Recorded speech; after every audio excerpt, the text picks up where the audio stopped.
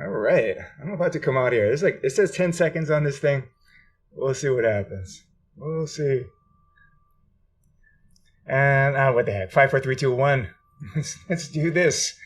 Hello, everybody. I wish I had some cool introduction music on this live stream, but we don't.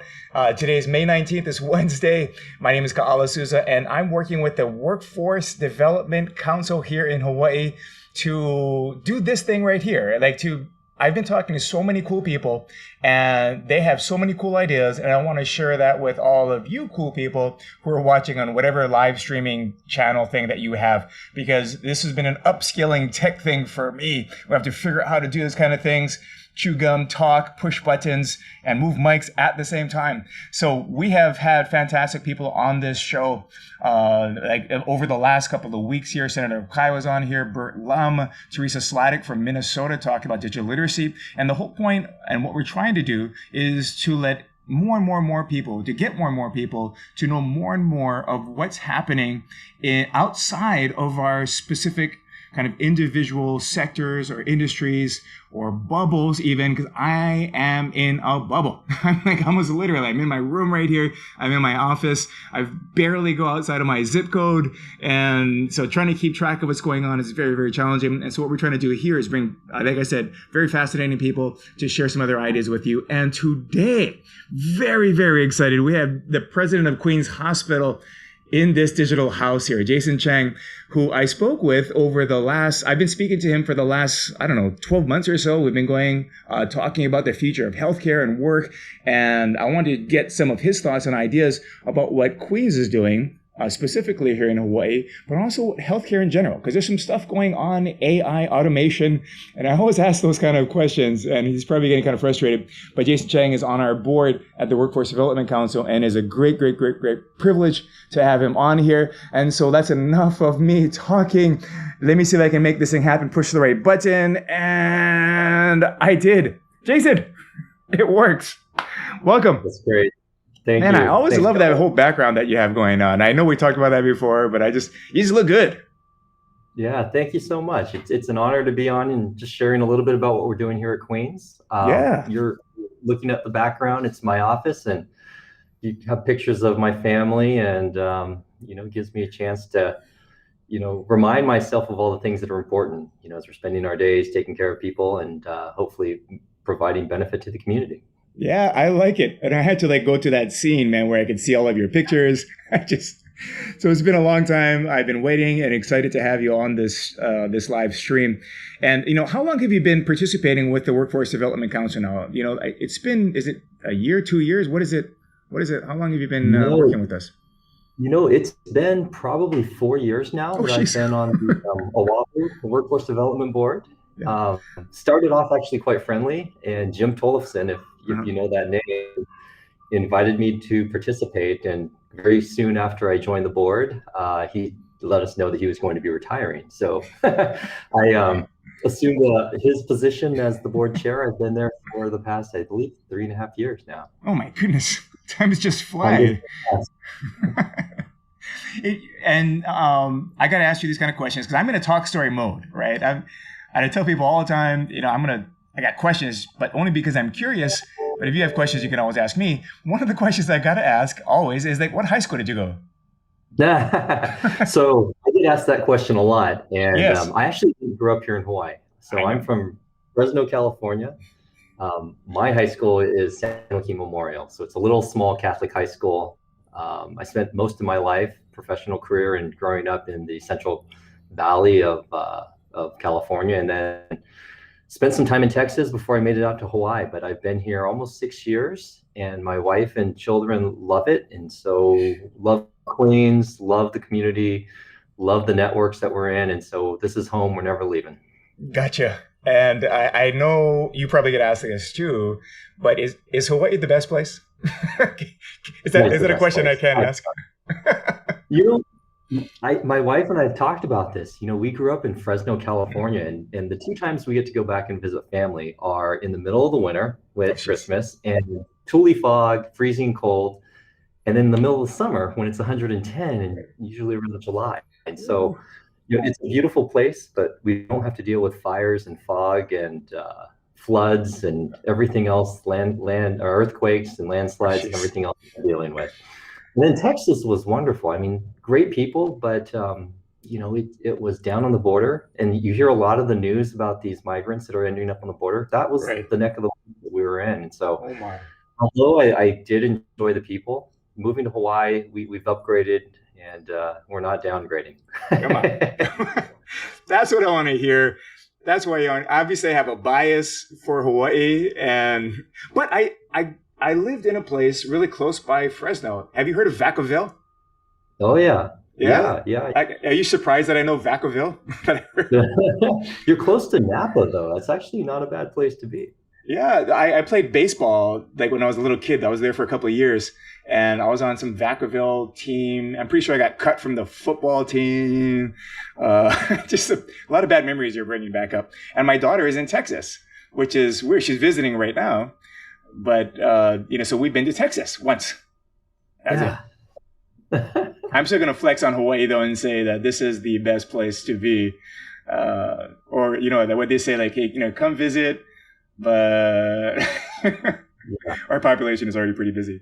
What brought you to Queens? What was the thing that made you come? I know it's awesome, but what made you come here? What made you make that big pivot? I'll be honest, this is really stars aligning. So I've spent my career mostly in the for-profit world, had a reputation as kind of a turnaround guy. So they would move me from different hospitals within California. And my last assignment was in Texas, and that's a tough place. I had a 2-year-old daughter when we moved there, signed a 3-year contract, and promised my wife that at the end of that, we would, start to really look at a place that was in an affluent community, a place we can plant roots. I didn't want to move my kids around, and started to look. And it was really at the very last stages of this recruitment here for Queens that I got put in touch with Art Ushijima, and he agreed. He had already selected 2 final candidates and invited me to meet him in San Francisco. So I jumped on a plane the next day, flew out, and the rest is history. It worked out, and very shortly after that, we moved to Hawaii. And stars really, aligned. Aligned. Had you been to Hawaii before? Yeah, so my grandfather is Japanese, so half of me is Korean, half of me is Japanese. They were part of the Executive Order 9066 and put in the internment camps at Poston. And my grandfather then volunteered and was a member of the 442. So lived through all of that history. It's really a glorious history, quite amazing. And we would come back here because his friends were half from, here in Hawaii and half from those on the ranches in California. And he was one of the organizers of the annual retreat. So one year they would go to California, and then one year they'd come out here.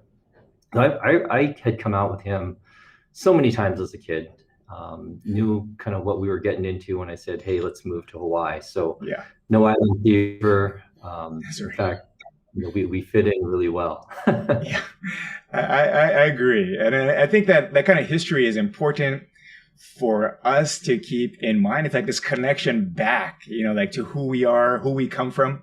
We talk about sense of place sometimes in Hawaii, and usually architects use that term. Does the building fit? Does it have a sense of place? But I like the idea of a sense of place for people. Like, is this where you're from? Who are you from? And how do you fit here? And so I like it. So you got some connection, man. You got some history.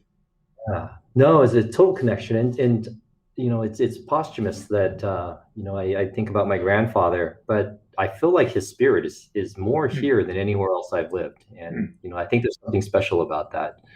And so, when I think about like sense of place, I think about, this feels like it's home, Hawaiian Islands. And then I think about Queens and, the things that are really important to me as I've, built myself up over my career.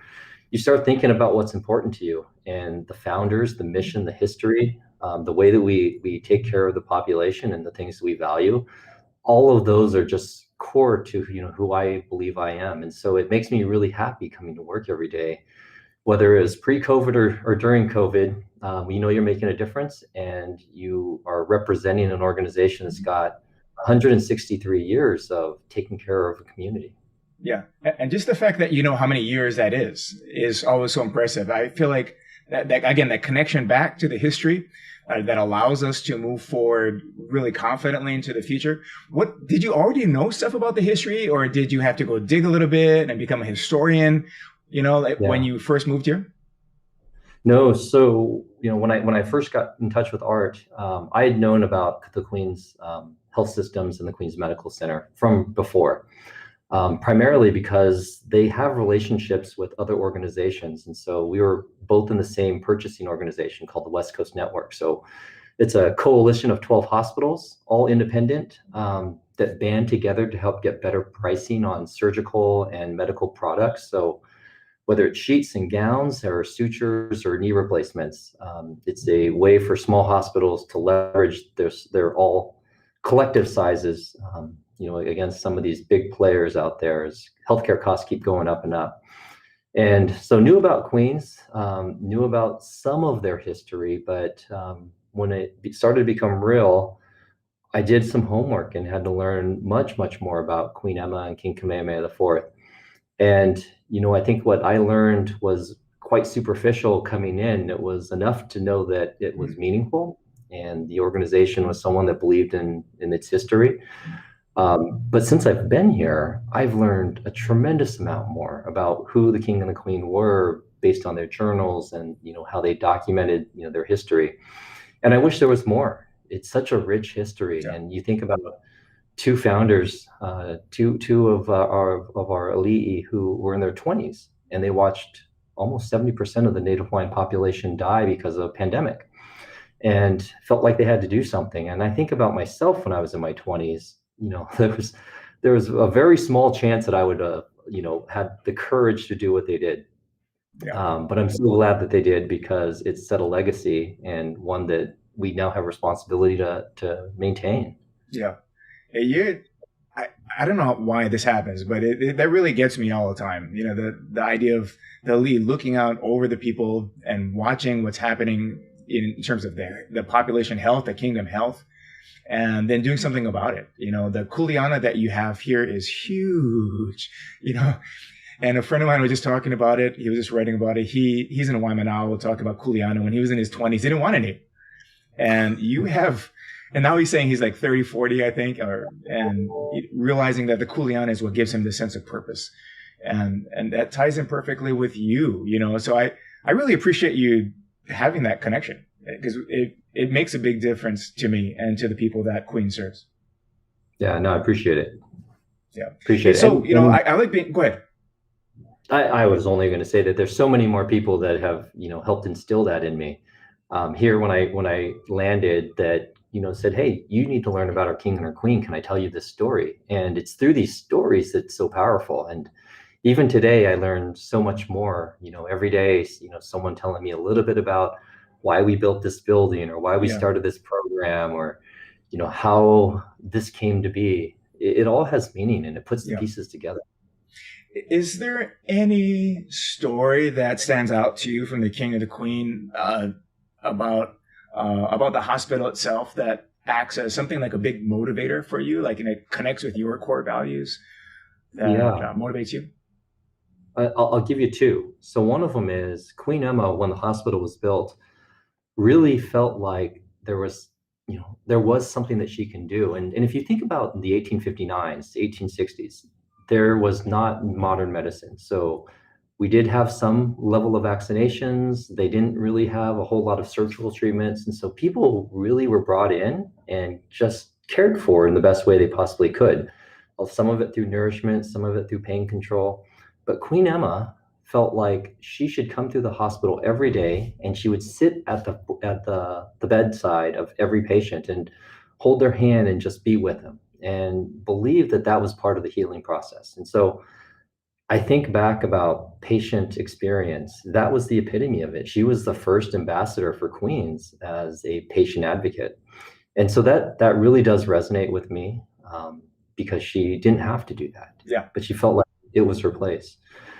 And the second is tied to our mission. Our mission hasn't really changed over the past 163 years. And the last two sentences are around taking care of Native Hawaiians and all the people of Hawaii.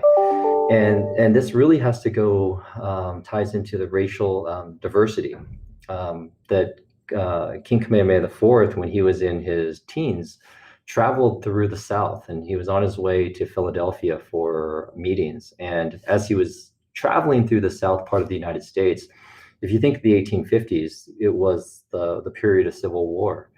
And because of his dark skin, he was treated as an African American. And he writes in his journals that some of the people that treated him as an African American were fools because they didn't know who he was and didn't get to know him. And so when he came back, he said that no one should be treated like that. And so hence the line, we will care for Native Hawaiians and all the people of Hawaii the same way.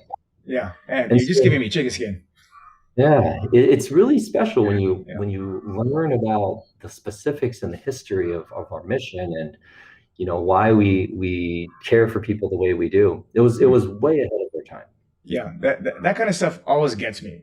And interestingly enough, way ahead of their time is kind of where we are now, where it shouldn't matter what the color of your skin is, and healthcare and how you get treated. And that just blows my mind. That just blows my mind how advanced and far ahead of the time they were. And speaking of that, we talked a little bit about the history and where you come from, where Queens comes from, and that connection. But they fast forward me a little bit here now. We're in a completely different world. The governor is talking about Hawaii 2.0 in his State of the State. And I think that's kind of critical. And it just dawned on me yesterday that you can't have, if there's a world 2.0, which we're living in a completely different world, you can't have a Hawaii 1.0. You can't still be living at that first version or whatever version you are. You're in a different version right now. And I'm curious about where you are at Queens in terms of not your versions, and I can't even keep track of that. But what has this last 12 months done to how you provide healthcare? How you fulfill your mission at Queens? Yeah, I'll tell you, this has been quite a ride. So pre-COVID, we had already been talking about how we take care of patients better. We were at 95 to 99% capacity with our inpatient beds. Emergency department was built to see like 130, 140 patients a day, but we were seeing 200 every day for the past at least 6 years since I've been here. So very high volumes, and we've been talking about ways that we can expand. Single, double occupancy rooms, so everyone has a room, not everyone, but a lot of the patients have a roommate.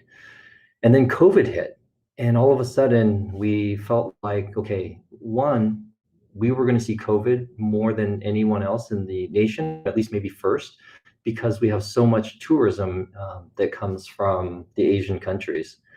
And as we kind of sat and watched, it wasn't happening. We watched California, New York in particular, and Washington really get hit hard. And so we felt like the experience they were living through was, this is a bed capacity issue. So we need to slow all of our elective surgeries down. We need to close our clinics so that our beds don't get overrun. It turns out that was not the case, but it changed everything that we did. We had to focus much, much more on infection prevention. It taught us about the way that we take care. You can't squeeze 200 people through an emergency department that was not built to handle separation, 6 feet of separation, right. Isolation for those that don't feel good.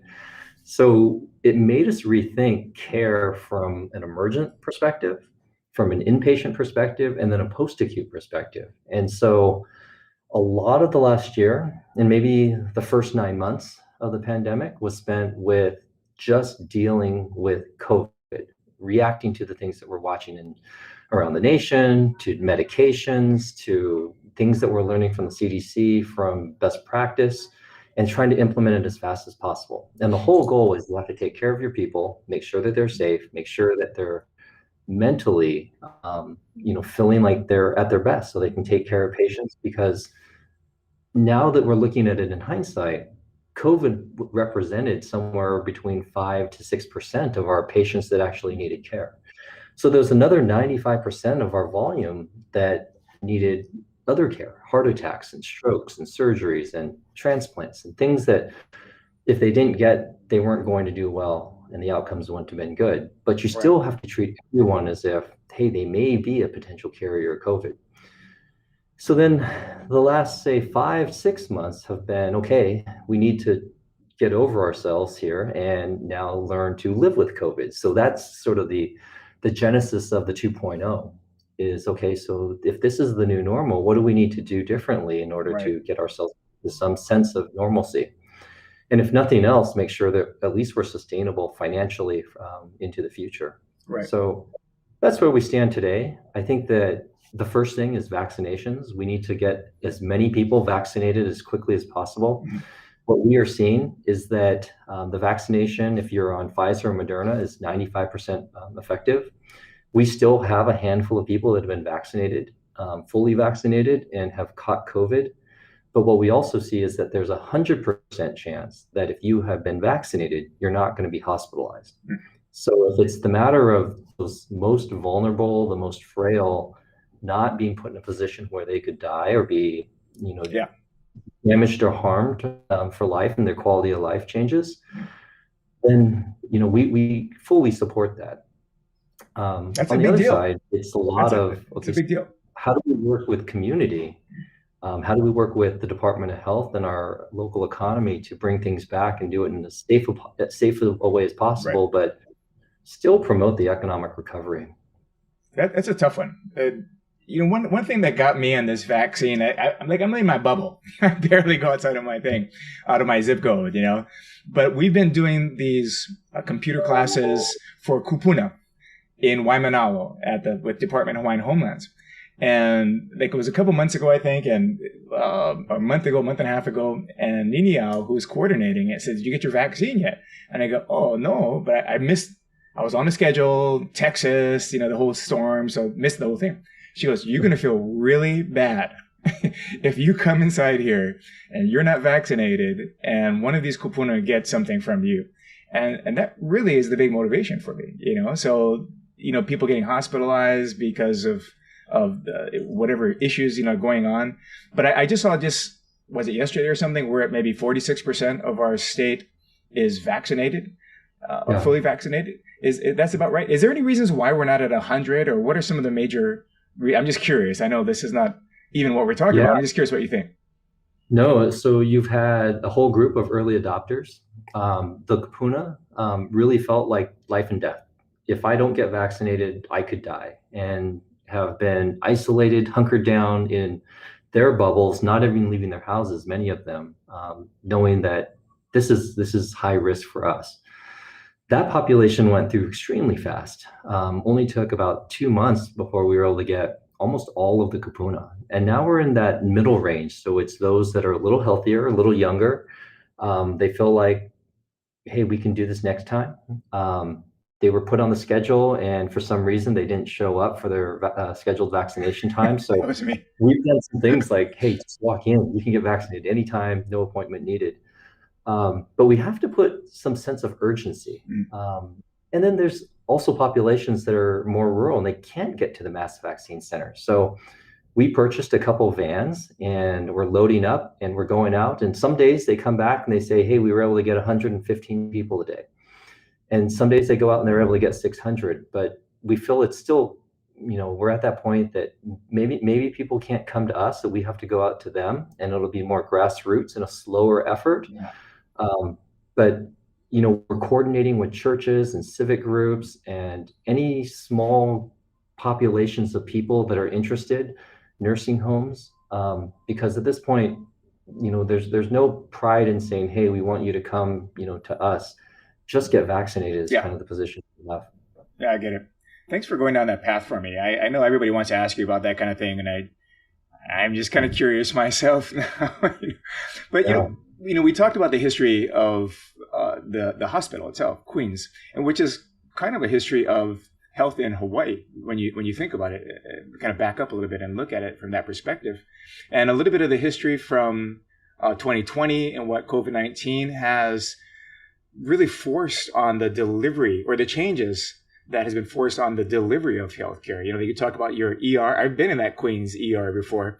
It's definitely not the place where you want to have a lot of people, and you can't with a 6-foot separation.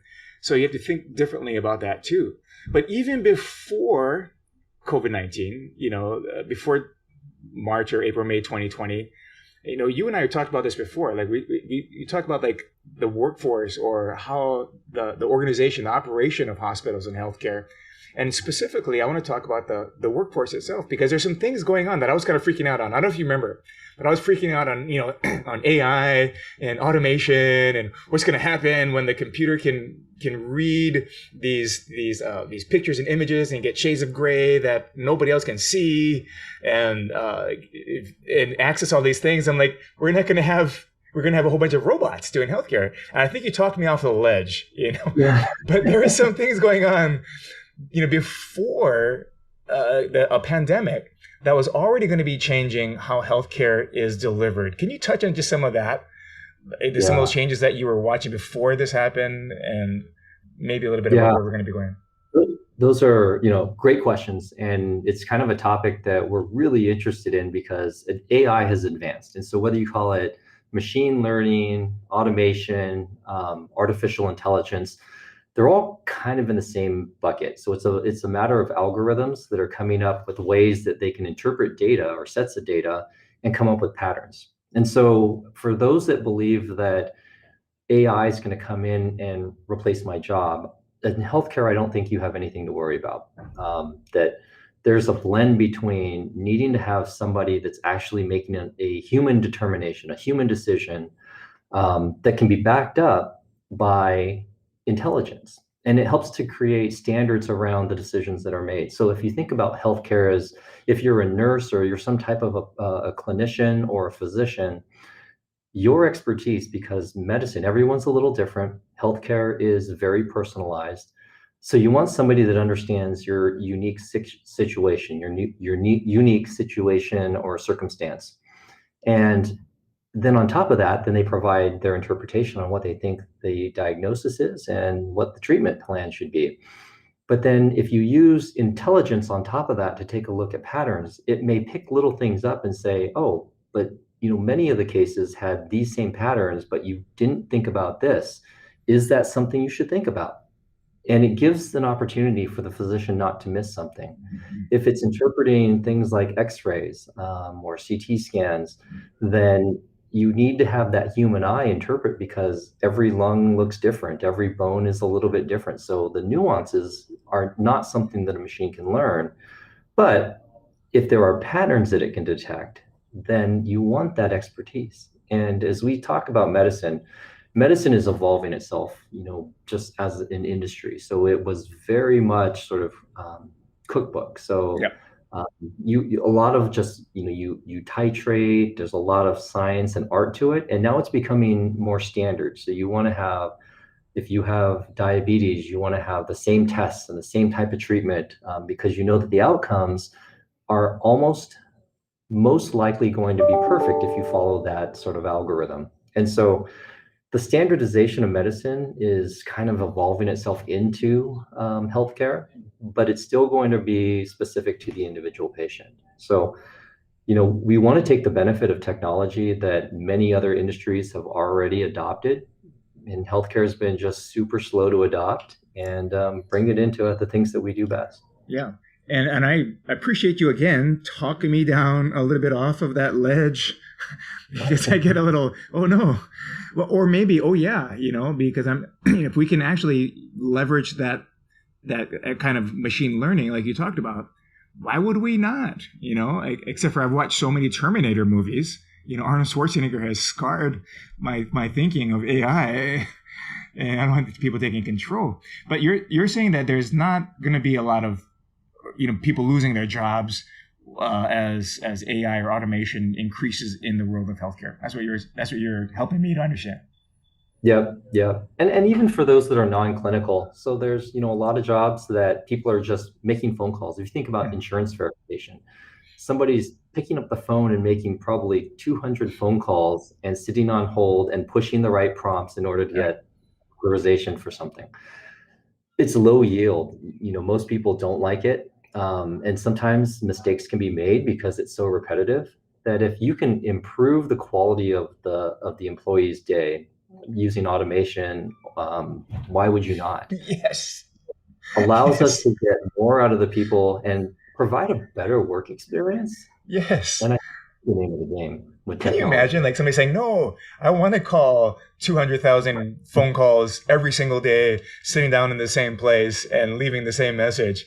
I I just feel like that would just like destroy your mind, destroy your life. Talking about quality of life, and like one of the things that you talk about in the beginning was this connection that you have with Queens because of Queens, the mission and their values and your own core values. And I love to see people in places like that, where they can have their values connected to an organization's values and their mission related to that same mission. So that makes sense if AI can free me up a little bit to do things that are more mission related. Yeah, no, and I hear it all the time when I walk through. I talk to people, and you ask why they are here at Queens. It's because of the mission that they have a connection, a personal connection in some way to their founders or the things that we stand for, the mission statement itself. So, there's ways that it doesn't have to be so mundane. We talk about provider burnout all the time. And how do you alleviate some of that? Let's take away some of the things that they don't want to do and allow them to do the things they really love to do. You're painting a nice picture of this. My wife has been a nurse for, I don't know, 30 years. We met when she was in nursing school. She had a 4.0 average when we met. And within about a month, I brought that down to a 3.6. By the time we got married, I think she's like a 3.4. I don't know what it is, but she never forgave me for that. But so she's been a nurse, ICU nurse, ER nurse. And so I kind of track a little bit on this healthcare. And the picture that you're painting, what I'm going to call a vision, is actually really encouraging, for me, from my layman's perspective, that idea of helping increase the quality, taking care of your people at Queens, and Yeah. And then so that they could take care of other people. That's kind of it, Yeah. right? Yeah, it's exactly it. We're actually going through this survey. We do it every year. It's called the Employee Voice Survey. And what we measure is the employee's emotional attachment to their employer. So in the past, you would ask, do you like your boss? Do you feel like you have opportunities for advancement? 37 questions, kind of a mundane type of a survey. And we switched to this 12 question survey and really wanted to know, do you have a best friend at work? Do you feel like the organization supports you? Simplify it and really get to the core of your emotional attachment to your employer. Because when we talk about turnover, it's already a high stress environment. We know that, especially, for your wife who's in the emergency department, seeing 200 patients that come through in a trauma center is tough.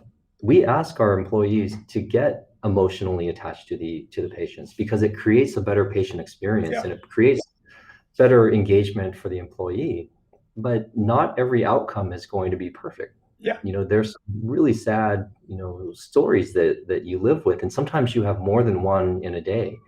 And so there's got to be a way that, you feel, one, supported emotionally with your employer, and two, that emotional attachment is why you're there, that you're there for a purpose, and not there just because you have to be, because the day in and the day out, it can really weigh on your mind. Yeah. Yeah. And my wife was in like ICU for years, and ICU, the way I understand, a little bit different. ER people come, you go and you transfer them to other floors. But when you get to ICU, you may have somebody there for days, for weeks, and there's been a lot of this kind of emotional connections that you're talking. My wife is, I think, the best ICU nurse. Period. Like, you would definitely want her to be your ICU nurse. But it takes a toll. Like, she would come home just exhausted physically, exhausted emotionally. And I know that there's been times in her career where there hasn't been that support that you're talking about from administration, or, that team wasn't quite there. And it is a challenge, So I'm liking what I'm hearing from you. Makes me want to work at Queens. Yeah. I like it. I like it a lot. Yeah, no, I think it transcends, so if leadership doesn't believe in it and creating that environment, then it's not going to happen. And so you have to be very purposeful about creating the environment that you believe you want your employees to work in. And right. They talk about Ohana, at Queens all the time. And I feel like we have one big family of people that care for the community. That's a tough one. The idea of ohana in a workplace. It's like I had somebody ask on the Big Island one time, like, "Hey, how do you fire ohana?" But you can, I guess. If you're not doing what the expectations are of the family, that doesn't mean that you're not family. It just means that you're not going to be working here. This is not the place for you, and then that's okay. I'm reading all these future workbooks, and one of them was saying that sometimes we think erroneously that work is economic first and social second, and they're suggesting that it really is the opposite way around. And it may not be right now if you're watching this and you're thinking like, I can't pay my bills because I need economics first. Once you take care of that basic kind of Maslow thing, the social part they're suggesting is first, this connection that you have to the people, to the mission, and then there's an economic benefit to it. And that changes how we look at work going into the future. What do you think people should do to prepare for, these, like a career or a job in healthcare? How do you guys set it up for people? If I want to be in healthcare, like I want to be in whether it's Queens or whatever it is, but how should I think about it? If I'm a new grad or if I'm in high school, something like that. Yeah. So honestly, I think that's a great topic to talk about, because you have some people that have already self-selected. I love taking care of people. You're in it for the right reasons. I want to be a nurse. I want to be a physician. I want to work at the bedside in some capacity that helps people. And you already know what path you want to go down. Then there's others that you need to discover. And that's our responsibility to reach out and provide just some education about what opportunities are within the hospital walls. So we've been working with some of the local high schools and the health academies, just sharing that you don't always have to be, right at the bedside. You don't have to be a nurse or a doctor. There's other jobs inside the hospital walls that make meaningful difference.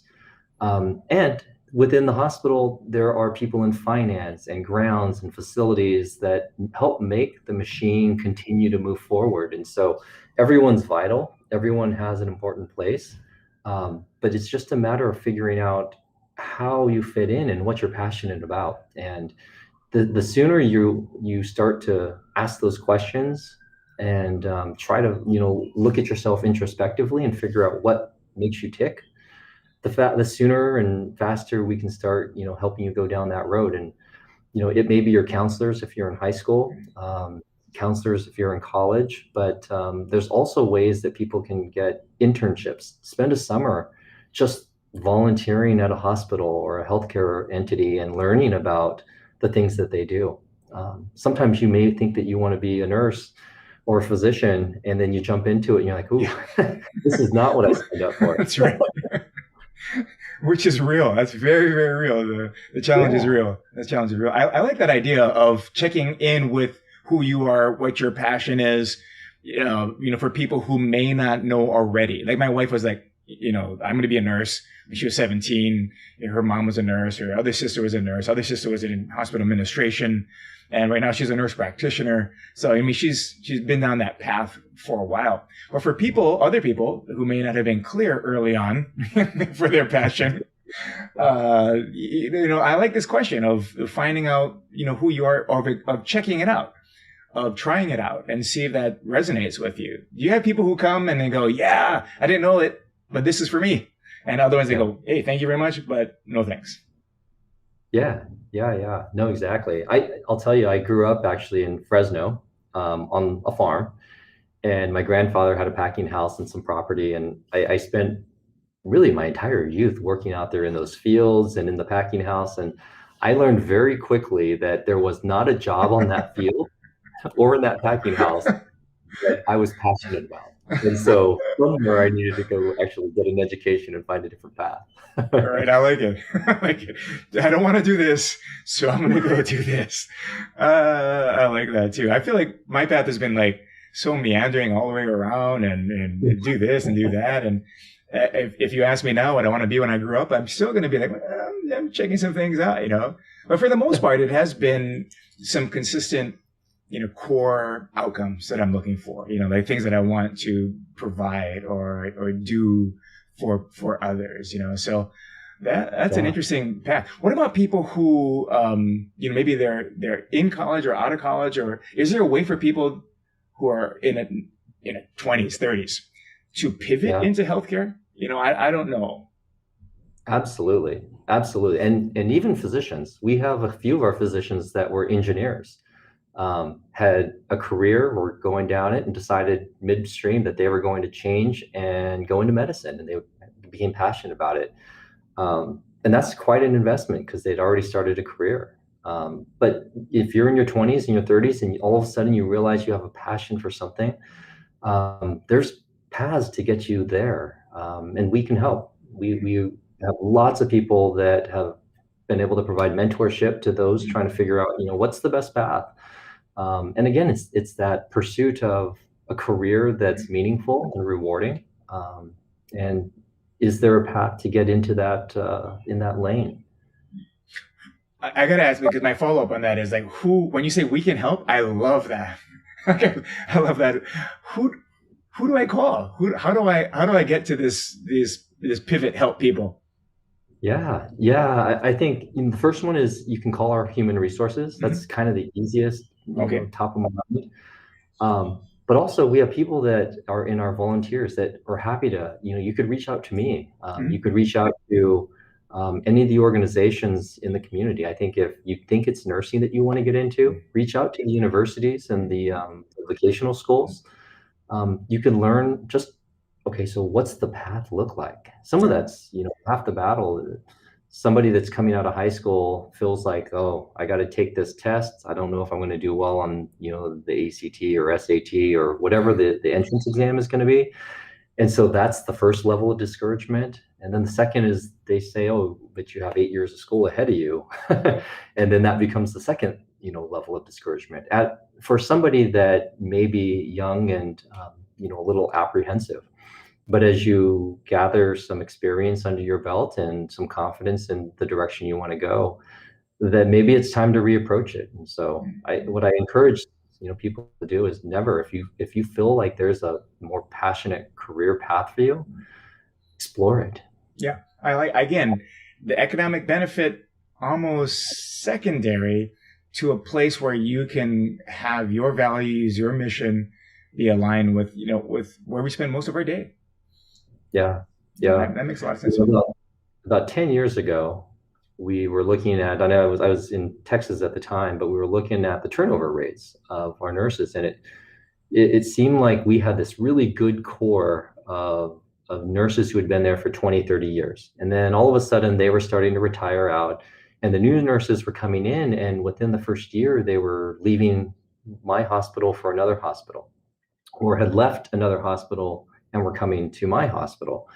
And after maybe about 6 or 7 months of this, I asked for just a focal group, and we sat down and talked, and it just seemed like the mindset was a little different, and that we had to create other things that were appealing to the nurse. And so it made us have to reinvent the way that we engage with our nurses and our employees at the time, the hours, the shifts, things like that. And some of them just were trying to figure out, they knew that they loved nursing, but they didn't know what specialty in nursing. That emergency department was where they got their first job because that's where the opening was, but it may have been too intense and they Yeah. wanted to be a labor and delivery nurse. So Yes, which is helping kind people of intense, find, but kind of cute too, right? yeah, yeah, but helping people find the calling, Yeah. within maybe that same industry.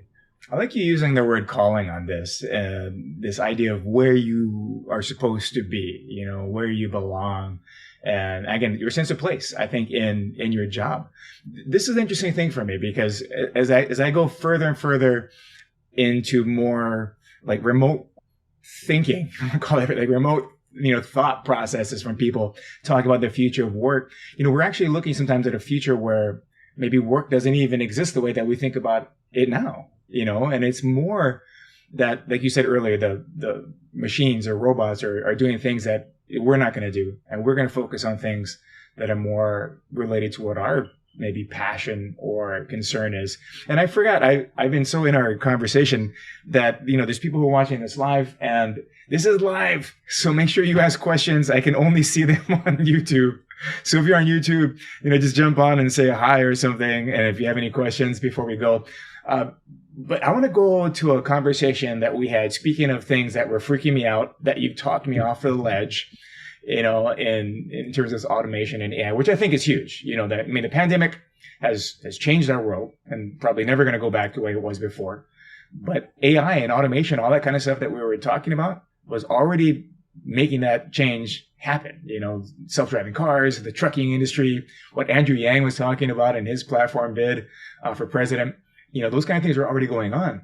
One of the things that we talked about, and I can't remember fully, and I couldn't find my notes, was this thing, like big companies like Google, I think, wanting to come into Hawaii and, I don't know, provide, what was it, training, tools, resources.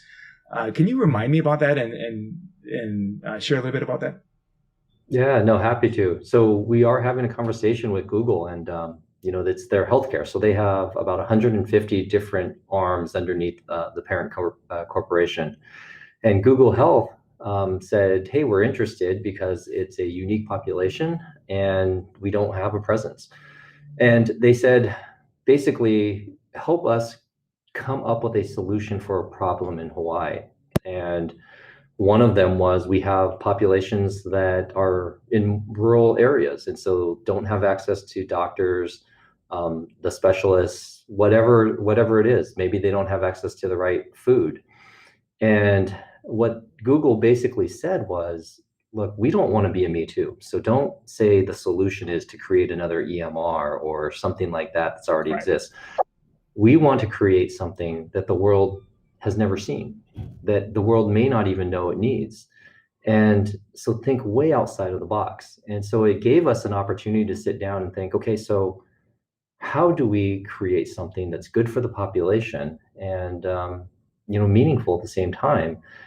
And so we were kind of going down the road of, this is just one of the brainstorms that we had, was that if there's technology out there that Google's already good at, why could it not help to diagnose a patient? So say it's in the emergency department, the ER physician has a few minutes to make an interpretation on, whether the patient is okay, or if they need to have these type of tests or those type of tests or this type of scan. And if you could find a way to capture more information about the way a person lives and the places they go, and if you can even monitor things like their gait, so the way that they walk or their presentation as they get out of their car, could that help provide more information to the physician so that they can come up with a more comprehensive picture of what's going on with the patient and do it really fast? Then that could revolutionize the way healthcare takes care of people. And so we were trying to find populations and ones that were a little more isolated, so you can look at a community and then have more information about the health and wellness of that community.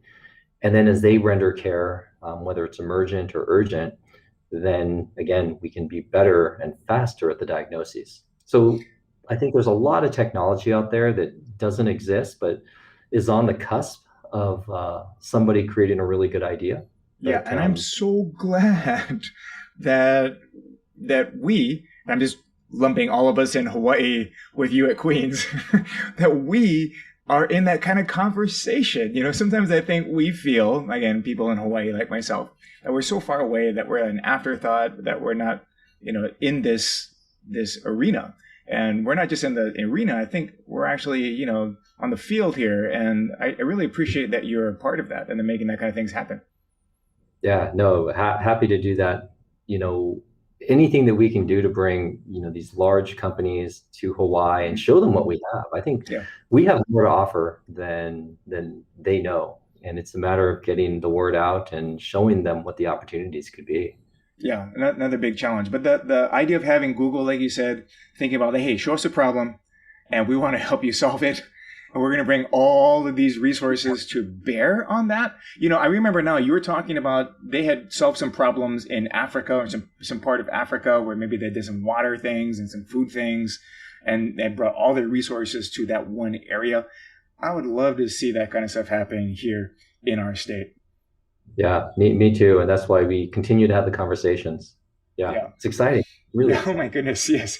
So you've talked me down off the ledge off of the AI automation thing. So now I can be more excited and eager about that happening. People are not going to be losing jobs left and right, which is kind of the picture sometimes, right? The doom and gloom picture. You used to cut ice out of a frozen lake, and then you lost your job because of electricity and refrigerators.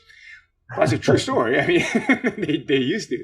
But now what's happening is I think we can leverage it. Like you said, we can use it. I can relax a little bit on my Terminator, Arnold Schwarzenegger inspired, nightmare things, and look forward to some of these changes that are going on. Yeah. No, totally agree.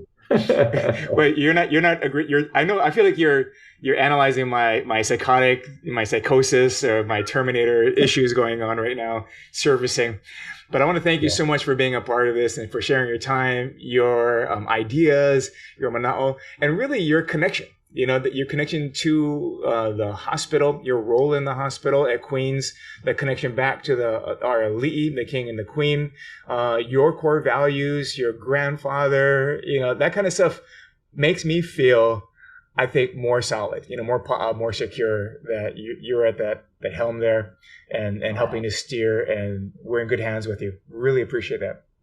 No, thank you. It's been an honor to share my story, and really appreciate the invitation. All right. Well, let me close this out. Just mind expanding kind of things going on. We can get Google coming in, solving some of our healthcare problems.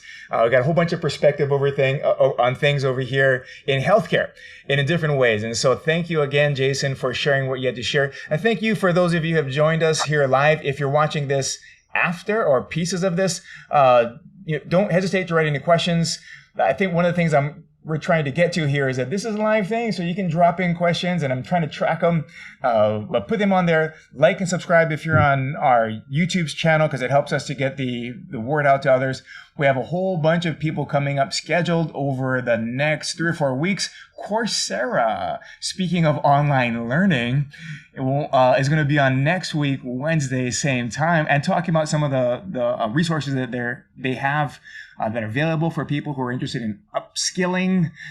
We had somebody on from LinkedIn Learning, 6 weeks ago, 8 weeks ago. And so Coursera was like, hey, we want to come on too. So that's happening. Thank you all very much for joining. Malamapono, ohuiho, and take care.